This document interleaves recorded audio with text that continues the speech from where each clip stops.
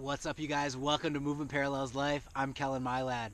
I had a bit of an epiphany today. Actually, it's something that's been on my mind for a few weeks, and I've realized that summer is slipping away. The second half of summer, I've been wasting this beautiful weather. I've been hiding out in the gym. I've been plastered to a computer screen, and it's terrible. Actually, when I look back, it's had a huge impact on my mental and emotional health. Um, I've been just running around like on this little hamster wheel of anxiety and running around stressing about things that are eventually going to get done. And today I just like putting my foot down and I'm gonna break that cycle. So we're gonna do a little guided practice today, all focused on fun locomotive patterns. We're gonna be crawling and rolling, and that's always way more fun out here under the sun, breathing the fresh air on the grass. So we're gonna start out typical fashion, ground-based movement warm-up, mobilizing, just checking in with the body, and then it's gonna be playtime. We'll explore some of these skills or some of these pieces of movement, and then we'll try something new. Just have it be a little bit more free form, have it be a little bit more of a movement flow instead of these strict intervals. And I know I'm always pushing you guys and encouraging you guys to get your movements outside the box, feel the movements from the inside out, and just kind of let it flow instead of being so caught up in your head. So anyway, glad to be here. I'm really happy and really excited to share this with you guys. So you're not going to need any special equipment, but get some comfortable floor space or ground space, and let's get into it. All right, here we go. Kicking things off with the ground-based movement warm-up. We've got about 7 variations here. Perform them for about 8 to 10 repetitions each. The repetitions don't matter so much. This is just a chance to check in with your body and see what kind of training that you want to put in today. First variation is the rock up to the side bend sit, and then up to the split kneel, and added in an overhead reach. A lot of these movement patterns will have a reaching component, and that's where we get a really nice stretch to help open up the body. It's a great way to warm up. Next pattern, side bend sit, hip switch. Just moving from hip to hip, folding forward. See how this feels, check in. Next one is the long sit reach. Really trying to keep your spine long for this movement and folding at the hips rather than rounding through the upper back.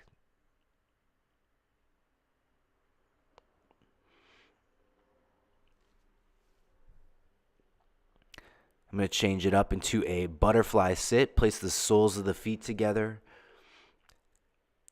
I'm actively pulling my knees down towards the ground and again, leaning forward from the hips. Make a little transition here and going into a foot hand crawl position and these alternating lunges. It's a really nice way to open up the hips. Add in the reach as well. Give yourself a little bit more stretch. And don't forget to coordinate your breathing with these movements. Next pattern, going into some prone spinal extension. This cobra position. And then back to almost a child's pose, not quite. But shifting back and forth between those two, adding some rotation. It was already pretty warm here, so my spine felt pretty mobile, pretty loose. But take your time with this one if you're feeling a little bit more stiff. And it's definitely the pattern I like to spend a little bit more time on than the others. And we'll finish this first round with the crawl rolling transition. So I'm basically starting from a crawl position or a plank. Lift one leg up, reach it across my body, and rotate over. and try to do that action as smoothly as possible. Reach across my body to turn back to a face down position. That's going to finish up our first round of the warm-up series. We're going to come back for a second round.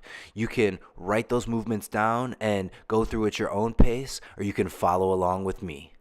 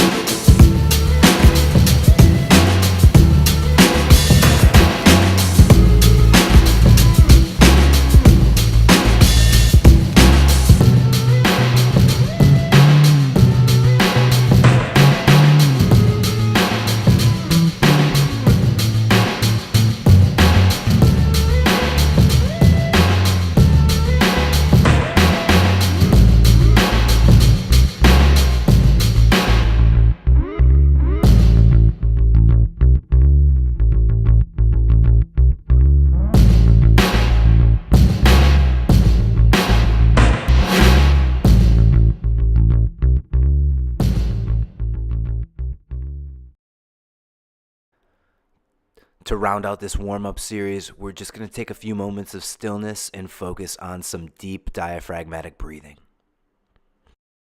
Nothing overly complex here. Just feel your stomach expand outward as you inhale and feel that light compression in your midsection as you exhale. Release any tension that's built up, and let's move ahead. All right, so before we can actually flow, we've got to build a vocabulary of movements. So this is our skill practice. For the next 2 minutes or so, we're going to work on the lateral shuffle crawl pattern. I know it's probably got a ton of different names. I call it the lateral shuffle crawl. Starting in a squat or a knee bend position, reaching my hands across my body, planting my hands and shifting my weight into my arms. I push into the ground and I shuffle my feet past my hands. There's this constant transfer of weight back and forth between the feet to the arms, back to the feet. Work on soft hand placements, soft foot placements, and I can move very quickly and stay very low, or I can make this a little bit more floaty by lifting my hips and jumping off the ground higher. It's your choice. This is your time to just experiment with this pattern.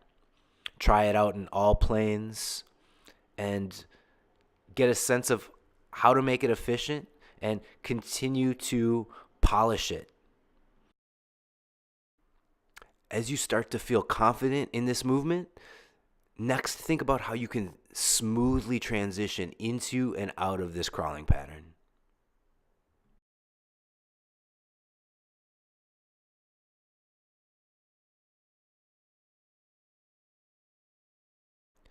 The next piece of movement we're exploring, I call it deep squat stepping. So all this is moving around in our deep squat position, taking a big step to move to a different area or just change orientation. You can see I'm using the assistance of a hand on the ground. That's going to give me some stability so I can make a big step or spin and rotate. That extra support helps us out a lot in terms of changing our position, changing our orientation more dynamically. Now, you might naturally kind of utilize these patterns if you're moving over unstable terrain or you're in the woods or there's just some reason where you need to stay in a low position. It's not quite required here, but this movement pattern is going to help build our flow and it's going to connect really nicely to the other skills that we're practicing.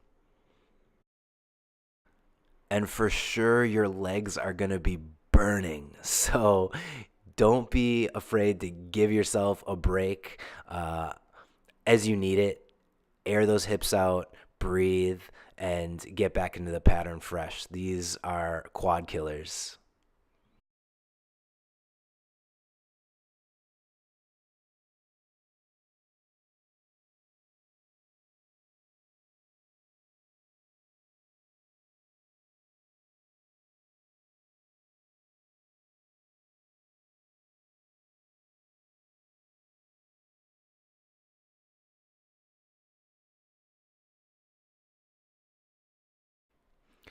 When you get the hang of it, you can start to move a little bit faster. You can start linking the strides together. And if at any point you want to take the hands out of the movement and just make it a pure squat walk, that works really well too.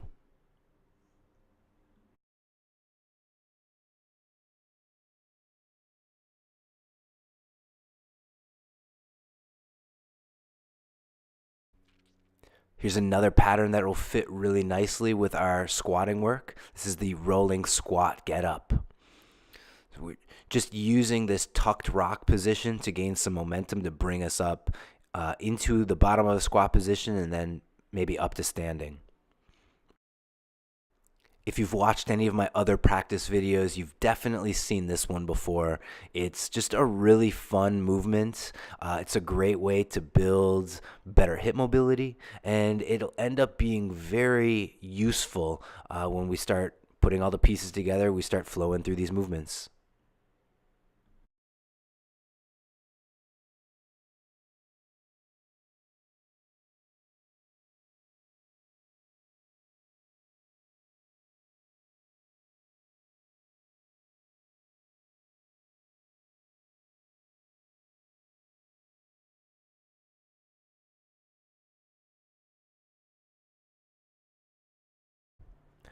Once you've got a handle on the baseline technique, start to explore other variations, other options, and start connecting this movement to other movements. So you're transitioning right out of the squat get up into the next movement.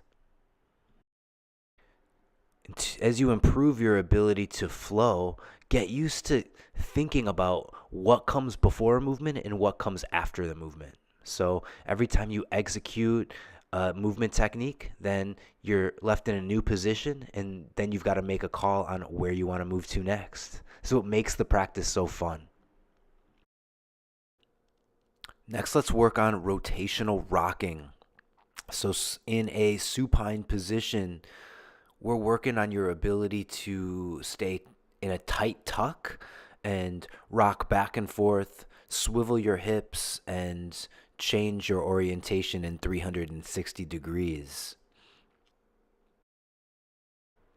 If you start to feel your core heating up, you're definitely doing this one right. There's not a lot of pumping through the arms and the legs, but you're keeping that tight tuck position and maintaining the rocking action through subtle movements.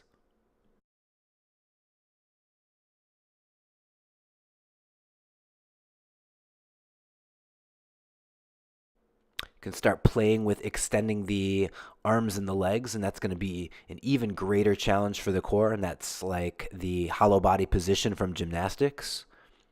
For our purposes, we're looking at this as kind of a defensive type position or defensive movements. And for the sake of our flow, this rocking action and later on these rolls are just going to be a way to add more versatility, give you more options when you're moving in an open space. Oh, it's a deep burn. All right. I need a little bit of a break here. My core is screaming at me. And you do the same. When you find yourself getting tired, getting fatigued, give yourself just a little bit of a rest and then back to work.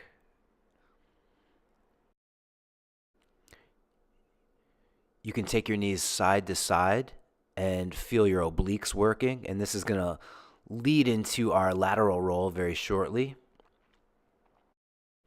Not just rocking back and forth, but be able to roll laterally as well. So I'm going to extend the arms and the legs and rotate the hips so I roll to the side. Again, this takes a lot of core strength, a lot of control, but a really fun movement. We'll move next into the shoulder crawl. So on your back, you're going to be almost doing an alternating shoulder shrug to walk your way over the ground. The shoulder crawl is a really good way to move under low obstacles. It's just kind of an accessory technique. It also pairs really nicely with the lateral roll that we just learned. So you begin to see how these movements connect to one another. I can't say that I've ever done that combination of movements before, but sometimes that's just what comes up when you start experimenting, you start exploring, and you start moving around your environment freely. I'll come up to the seat, and here you can see the alternating shoulder roll. That's the movement that makes the shoulder crawl happen. Start playing around with the shoulder crawl, the lateral roll, and the rotational rocking. Get used to combining those movements. Have some fun with it, and they'll be ready to work into our flow in just a few minutes.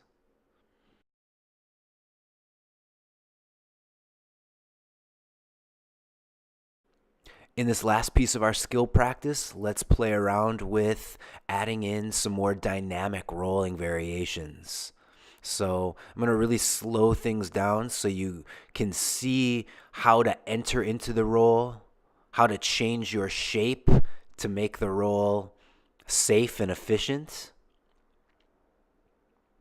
And I'll try to show you from different angles so you can really get the full idea of what's going on here.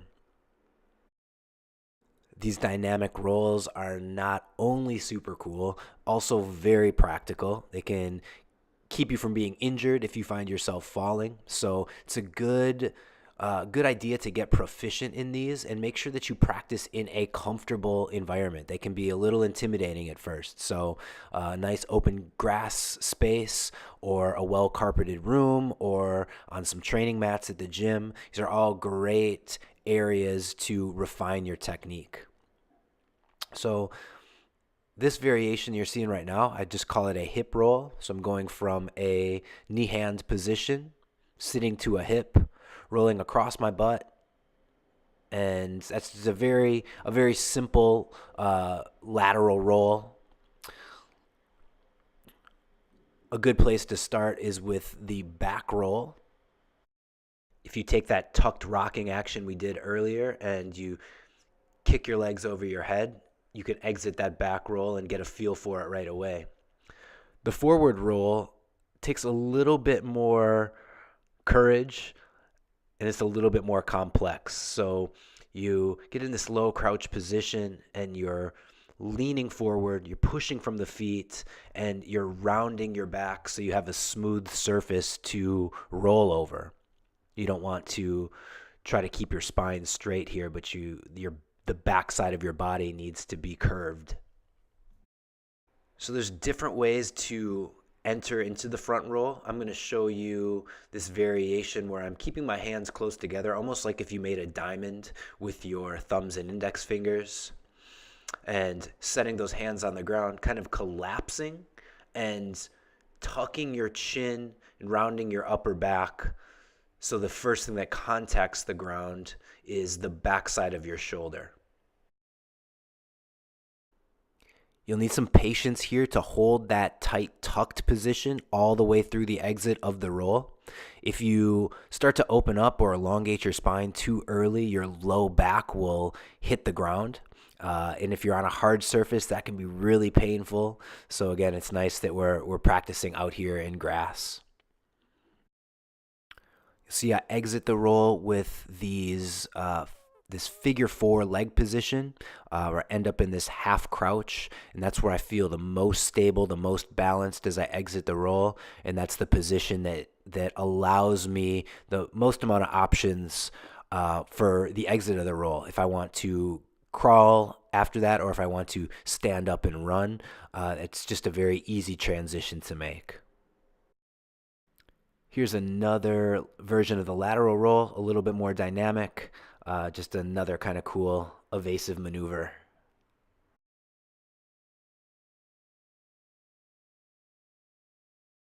If you feel confident, you can get really dynamic, and here's one last dive roll for you. And now we're transitioning away from the skill practice, and we're transitioning into a little flow work. So I want you to think of continuous movement for the next 3 minutes, utilizing all the movement patterns that we've been exploring thus far. And your challenge is to just experiment with how the dots connect, how you can link these movements together, how you can flow from one position to the next. There's really no right or wrong here, but you might feel a little awkward. You might feel unsure of whether you're quote unquote doing it right. And that's completely natural. The point of this practice today is to just challenge you to get outside the box, challenge your creativity, and challenge you to sit with some of that uncertainty and just move and see what comes out. The whole idea behind this flow practice is, what's your movement style? What's your personal expression behind your movement? And you're also going to see that this is an amazing workout. 3 minutes of continuous rolling and rocking and crawling and squatting. You're going to be feeling it. So we'll take a quick rest in between rounds. And for now, I'm just going to hang back and let you do your thing.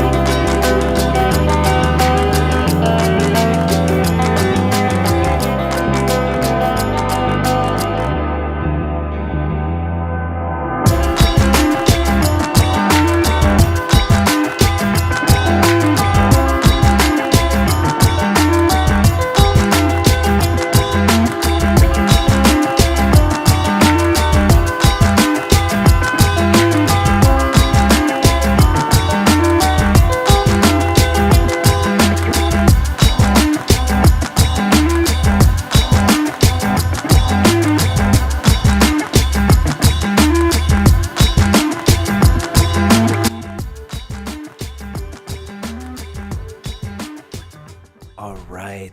Our first round of flow practice is over, and we're going to take just about 2 minutes for some active recovery next.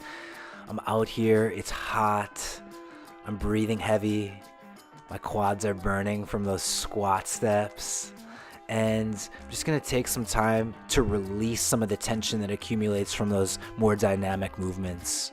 So this can really be anything that you want, but get on the ground, find these different seated positions, stretch, fold, bend, twist, whatever feels good for you. Just focus in on your breathing, calm down your system so you can get ready to hit that flow work again in just a few minutes.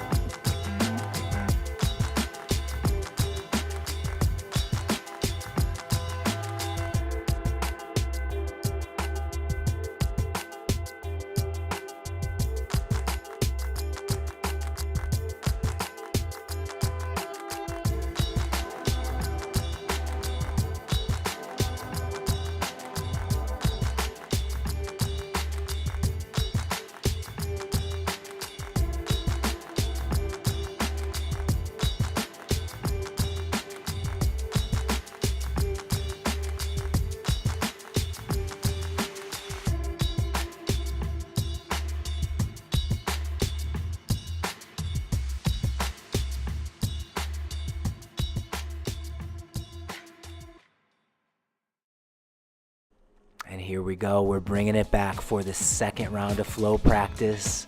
3 minutes, continuous movement. Let's go.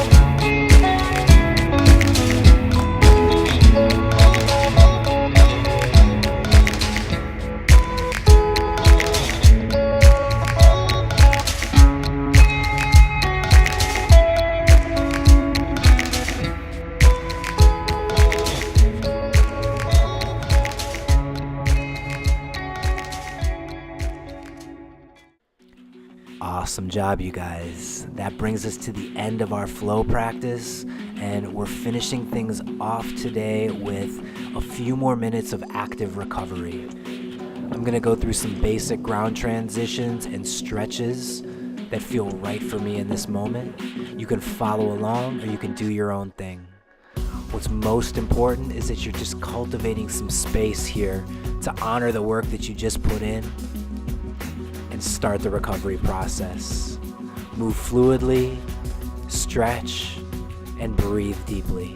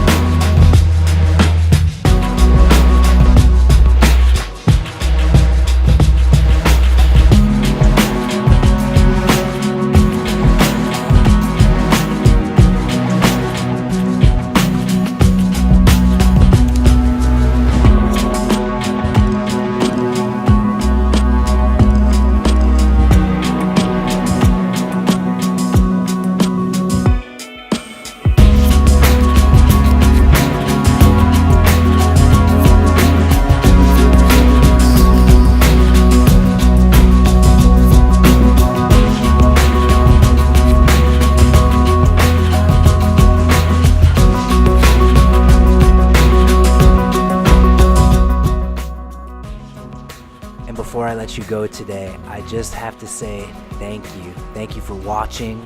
Thank you for moving with me.